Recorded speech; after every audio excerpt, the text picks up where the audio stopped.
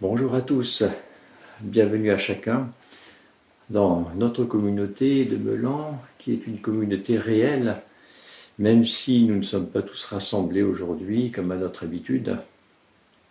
Et je voudrais avoir une pensée toute particulière pour ceux qui sont malades, ceux qui ont des proches malades, dans cette période tout à fait spéciale.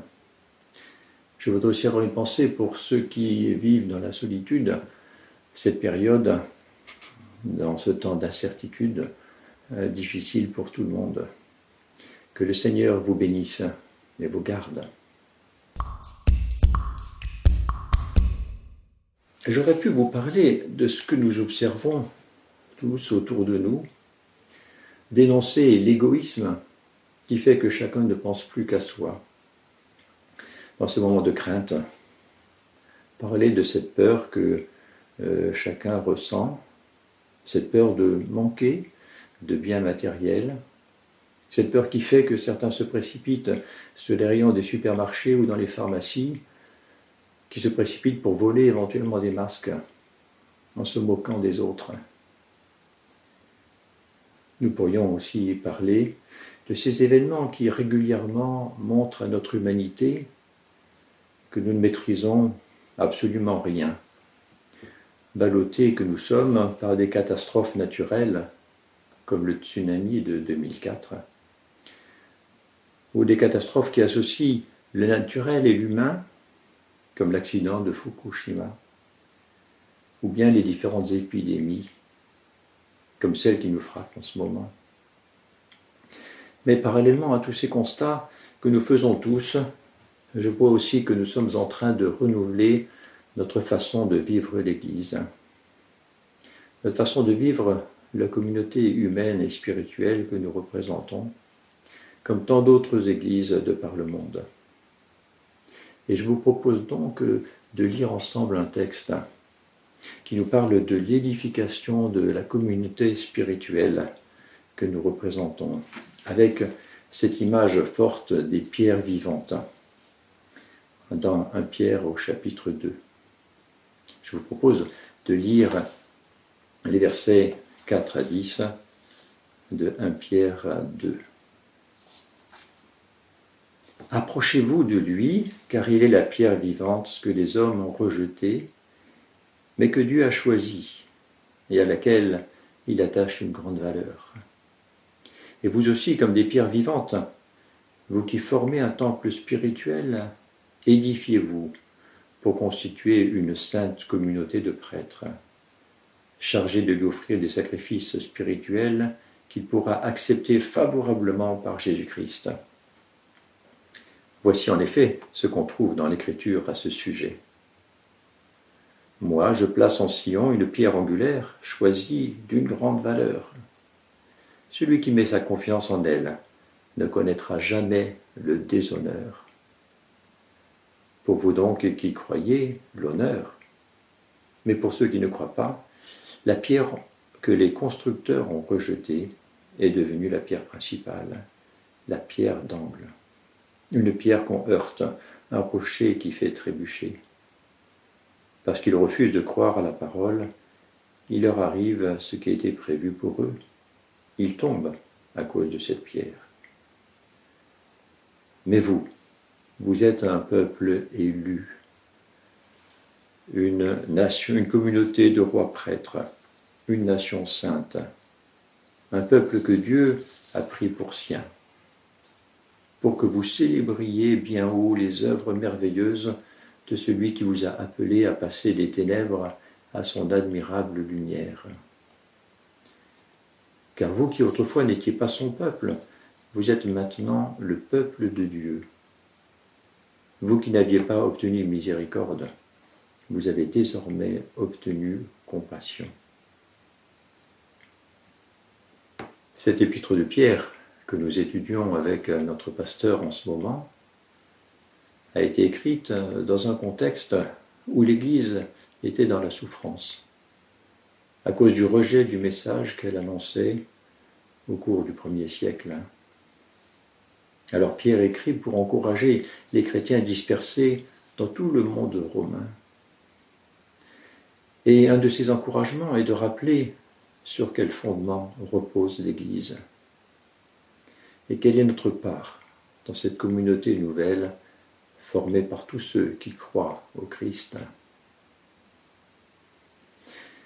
Quel est le contenu de cet enseignement? En résumé, Christ est la pierre vivante dont il faut s'approcher pour devenir nous-mêmes des pierres vivantes qui s'associent pour construire cette maison spirituelle, ce temple saint, dans lequel le culte est rendu à Dieu. Alors avant de rentrer dans une analyse plus détaillée de ces quelques versets, je voudrais dire que ce texte a été au cœur des réflexions de ceux qui ont bâti le temple dont nous profitons aujourd'hui. En effet, lors de la construction de ce temple, de ce bâtiment à Meulan, il y avait fort à faire, bien sûr. Décider du terrain sur lequel construire, ça n'a pas été chose facile. Demander et obtenir le permis de construire, faire des plans, calculer la dépense, convoquer les entreprises, puis donner de notre personne. Non pas un samedi de temps en temps, mais tous les samedis. Et pour certains qui s'étaient libérés pour cela, toute la semaine. Mais le conseil de l'époque était très conscient que si l'objectif était de construire un bâtiment, l'objectif principal était de construire une communauté, d'édifier une communauté de croyants. Plusieurs d'entre nous se souviennent d'un week-end d'église, en 2004 ou 2005, je ne sais plus, où nous avions dessiné un temple sur un grand tableau et demandé à chacun d'écrire son nom sur une feuille en forme de pierre, de moellon, pour la coller sur le tableau. Oui, nous sommes des pierres vivantes et nous constituons la communauté vivante. De nombreuses personnes ont beaucoup contribué à cette construction. Certaines sont décédées depuis, comme Pierre Richard, ancien missionnaire, ou Marie-Claude Saout, qui a été notre trésorière pendant longtemps. D'autres ont déménagé, mais plusieurs sont encore parmi nous, comme vous le savez peut-être. Daoudi et Davina Mouchamaliroy, Philippe et Wilma Marshall, Michel et Maya Benazèche, Michel et Denis Lermelot, Stéphanie et Pascal Bernard, et d'autres. Alors ce temple inauguré en 2006 a déjà beaucoup servi pour la gloire de Dieu. Mais si notre communauté ne s'était pas construite parallèlement, il ne servirait plus qu'à être vendu à une association, comme de nombreux bâtiments religieux aujourd'hui. Oui, l'essentiel de cette communauté, l'essentiel de notre communauté de Meulan, c'est qu'elle soit construite en pierre vivante autour de Jésus-Christ. Les pierres vivantes, quelle drôle d'image, quelle métaphore inhabituelle. Une pierre, c'est tout ce qu'il y a de plus inerte. C'est pas d'une pierre que sort la vie. C'est le matériau inerte par excellence. Un paradoxe curieux utilisé seulement par Pierre dans le Nouveau Testament. Pierre reprend des textes de l'Ancien Testament qui parlent du rocher, qui parlent de pierre, mais il rajoute ce qualificatif de pierre vivante, une pierre qui apporte la vie. Alors cette pierre dont parle l'apôtre a une action positive, mais aussi peut avoir une action négative. Une action positive, parce que cette pierre peut être utilisée comme fondation, comme appui sûr. C'est ce que l'on trouve dans plusieurs psaumes, le psaume 19 par exemple. Dieu est le rocher de notre salut. Dans le psaume 18, il n'y a pas de rocher comme notre Dieu. Il est aussi question d'un rocher d'où l'eau est sortie pour abreuver le peuple assoiffé dans le désert, à Horeb. Mais il est aussi question dans l'Ancien Testament d'une pierre destructrice, comme cette pierre qui se détache toute seule et détruit la statue d'or rêvée par l'empereur de Babylone. Parmi les différents textes qui parlent de pierre ou de rocher, un texte a retenu particulièrement mon attention, car il met en correspondance les deux sens que l'apôtre donne à cette pierre principale qui représente le Christ. C'est le texte d'Ésaïe 8, verset 14. Dieu sera pour eux un sanctuaire et une pierre qui fait trébucher. Ce texte se trouve dans le livret de l'Emmanuel, entre le chapitre 7 et le chapitre 9 d'Ésaïe. Quelle surprise! Dieu sera pour eux un sanctuaire, un temple. Ça, on peut le comprendre. Mais il sera aussi une pierre qui fait trébucher. De quoi s'agit-il? Alors au chapitre 7 de ce livre, Ésaïe annonce la naissance d'un enfant né d'une jeune fille, un texte qu'on lit à Noël. Au chapitre 9, il nous dit que cet enfant sera Dieu lui-même qui vient sauver son peuple. Un enfant nous est né. On l'appellera merveilleux conseiller, Dieu fort, Père éternel, Prince de paix. Oui, Dieu sera un sanctuaire pour eux, pour ceux qui reçoivent cet enfant. Mais il sera aussi une pierre qui fait trébucher ceux qui refusent de croire en lui. Et c'est bien ce paradoxe qui est décrit dans notre texte. Celui qui met sa confiance en elle ne connaîtra jamais le déshonneur, ne sera jamais déçu. Mais par contre, parce qu'ils refusent de croire à la parole, il leur arrive ce qui était prévu pour eux. Ils tombent à cause de cette pierre. C'est bien là le message de l'Évangile. Jésus-Christ est la pierre vivante, choisie par Dieu. Il n'y a de salut en aucun autre, dit aussi l'apôtre Pierre dans le discours devant le Sanhédrin, les dignitaires juifs dans Actes chapitre 4. Mais Dieu ne s'impose pas. Il ne s'impose pas, dit notre texte, à ceux qui refusent de croire à la parole de Dieu.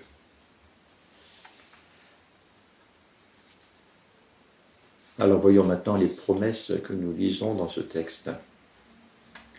À partir du verset 9, nous lisons ceci.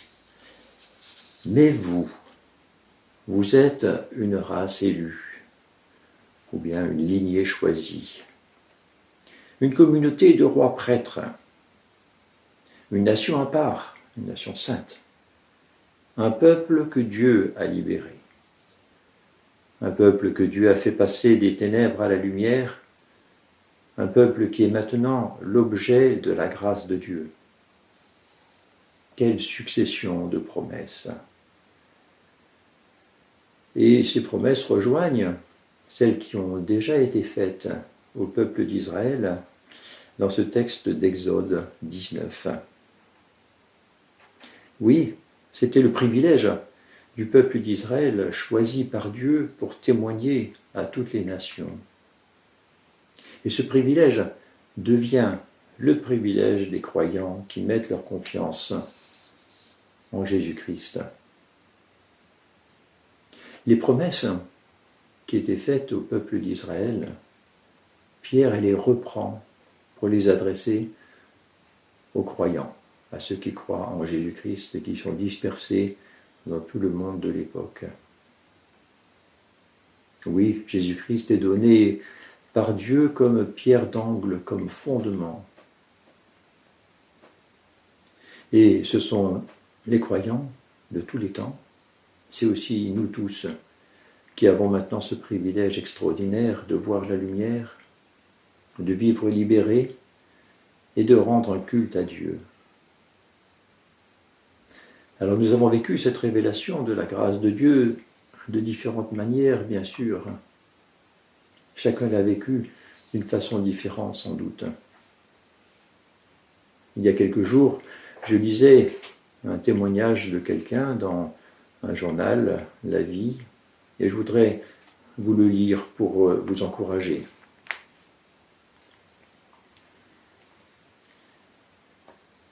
De bon matin, le dimanche de Pâques 1981, je suis sorti acheter des croissants et du pain frais pour toute la maisonnée. J'avais invité de la famille et des amis à passer le week-end dans ma résidence secondaire aux environs de Paris. Il était trop tôt et la ville était encore endormie. Au lieu d'attendre sans rien faire, j'ai décidé de visiter sa très belle église qui m'avait déjà tapé dans l'œil. Le seuil à peine franchi, j'ai hésité à faire volte-face.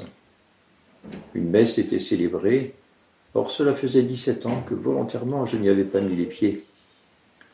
Pour être franche, Dieu et moi, on ne s'entendait plus.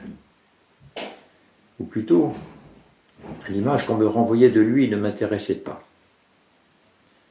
Je sentais confusément que ce n'était pas ce Dieu-là, considéré comme un élément clé du kit du parfait bourgeois, que je devais m'adresser. Et malgré les injonctions de mes amis cathos, quelque chose en moi résistait, se rebellait. Non, je ne ferai pas allégeance à un maître tout-puissant et omniscient. Très peu pour moi à l'esprit d'esclave. Alors pourquoi ce jour-là n'ai-je donc pas tourné les talons et le dos au curé? Plus mystérieux encore, pourquoi cette phrase saisie au vol durant son sermon m'a-t-elle bouleversé? Dieu vous aime et vous ne le savez pas. Je ne me l'explique toujours pas, mais à cet instant précis, j'ai vu l'amour de Dieu comme une main qui ne se refermait pas sur l'homme pour le capter, mais demeurait grande ouverte. Une main tendue, un cœur offert à milieu des enfantillages anthropomorphistes dont j'avais été abreuvé jusque-là. Si Dieu m'aimait vraiment d'un amour gratuit et que je ne le savais pas, cela méritait bien que j'aille voir de plus près, quitte à y passer toute ma vie. Voici ce témoignage. Oui, cette vie spirituelle, nous la recevons parfois de façon surprenante, toujours de façon surprenante, plutôt par le Saint-Esprit qui nous rencontre parfois au moment où nous nous y attendons le moins. Alors il nous reste à savoir comment nous édifier, comme ces pierres spirituelles dont nous parle ce texte. Qu'est-ce qui nous est demandé? La première chose qui nous est demandée dans ce texte, c'est de s'approcher du Christ vivant. Approchez-vous de lui si vous avez goûté qu'il est bon. S'attacher au Seigneur Jésus-Christ. En étudiant ce texte, je prends conscience de tout ce plan divin qui conduit de Moïse et du peuple d'Israël jusqu'à nos jours. Dans ces quelques versets, en effet, on discerne le plan de Dieu. On voit Pierre, l'apôtre, reprendre à la fois la promesse faite au peuple à la sortie d'Égypte, les promesses des prophètes comme Ésaïe. Et il est bon pour nous de mieux réaliser cette extraordinaire continuité de l'espérance humaine. Portée par Israël pendant plus d'un millénaire, à qui Dieu avait dit « Vous êtes un royaume de prêtres, une nation sainte ». C'est bien ce peuple qui a reçu tous les indices de la venue d'un héritier royal, d'un serviteur le serviteur de l'Éternel, qui devait venir pour sauver non seulement Israël, mais aussi la terre entière. Cette promesse de l'Emmanuel, Dieu avec nous. Oui, cette espérance extraordinaire s'est concrétisée en la personne d'un homme, Jésus, qui a pleinement réalisé toutes ces prophéties et qui est devenu cette pierre angulaire, cette pierre maîtresse essentielle, car il est bien le chemin, la vérité et la vie. Premièrement, donc, nous approcher de lui et nous attacher au Seigneur. Deuxième recommandation, édifiez-vous. Édifiez-vous pour construire un temple spirituel. Les idées ne manquent pas pour discerner comment construire notre communauté. Être bons les uns envers les autres. Éviter la médisance. Se rendre service. S'encourager à faire le bien. Participer aux tâches collectives. Le ménage, l'entretien, la préparation des pots, des repas. Enseigner les adultes, les enfants, veiller les uns sur les autres, participer au conseil d'église, participer aux diverses commissions qui mettent en œuvre la vision d'église.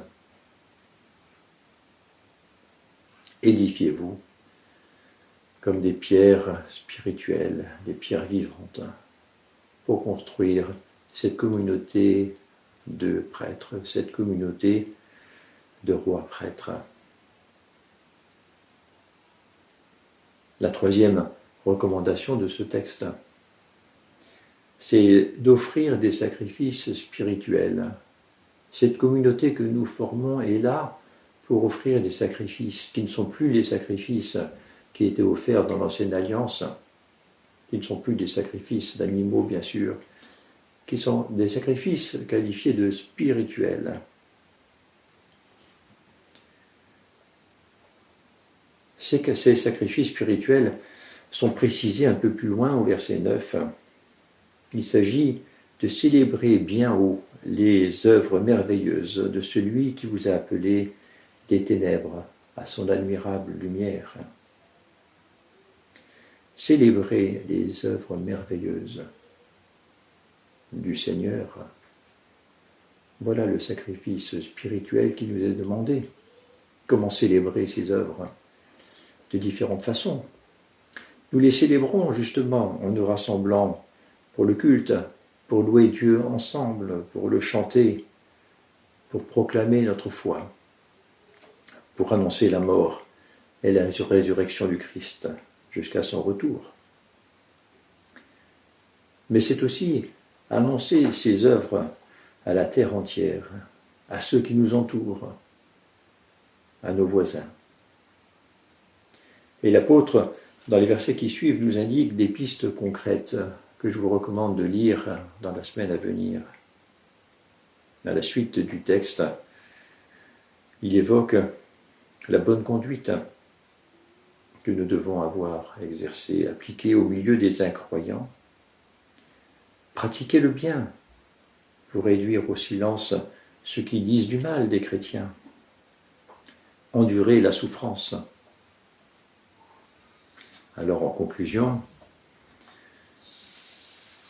je voudrais vous exhorter dans cette période d'incertitude à placer notre confiance en Jésus-Christ, en sachant, comme nous l'avons lu, que celui qui place sa confiance en lui ne sera jamais déçu. Souvenons-nous que c'est Dieu qui nous a choisis pour célébrer bien haut ses merveilles. Et je vous encourage à célébrer bien haut ces merveilles, à témoigner de votre foi et de votre confiance en lui, non de façon superficielle, mais de tout cœur, soit entre nous, soit auprès de tous ceux à qui nous pouvons témoigner de notre confiance en Dieu. Que Dieu vous bénisse en cette nouvelle semaine. Que Dieu vous garde. Amen. Bonjour à tous, ici le confinement Peter Schmitt, Verneuil-sur-Seine. Eh ben, vous chantez avec nous, d'accord? Vous le connaissez.